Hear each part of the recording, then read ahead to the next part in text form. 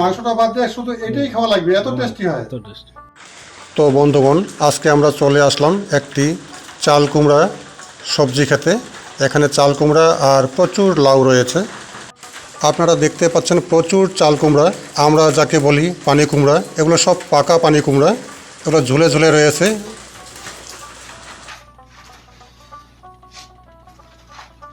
আচ্ছা দাদা, এগুলো তো চাল কুমড়া না? হ্যাঁ, চাল কুমড়া এটা। এগুলো তো পাকা। পাকা, এটা পুর কুমড়া বলে আর কি। আচ্ছা আচ্ছা, এটা কেউ খাবে না? খাবে, এটা তো মাংস দিয়ে খায়। ও, মাংস দিয়ে রান্না করলে খুব টেস্টি হয়। হ্যাঁ, হাঁসের মাংস। হাঁসের মাংস? হাঁসের মাংস। তাহলে দাদা আমি একটা নিয়ে যাই। হ্যাঁ, নিস। তাহলে এতগুলো তো নিতে পারবো না, এতগুলো এত ওজন। তাহলে আমি একটা ছোট দেখে নিই। আচ্ছা আচ্ছা। তাহলে দাদা আমি এটা নেই। হ্যাঁ, তাহলে ঠিক এটা আছে। বাড়িতে নিয়ে গিয়ে হাঁসের মাংস দিয়ে। হাঁসের মাংস, মানে হাঁসের মাংস তো খুব টেস্টি। খুব টেস্টি। তাহলে এটা তো আরো হাঁসের মাংস দিয়ে রান্না করলে একটু ঝোল ঝোল করলে হ্যাঁ, সেই টেস্টি হবে। টেস্টি। তাহলে সেই খাওয়া হবে। মাংস বাদ দিয়ে এই পুর কুমড়াই খাওয়া লাগে।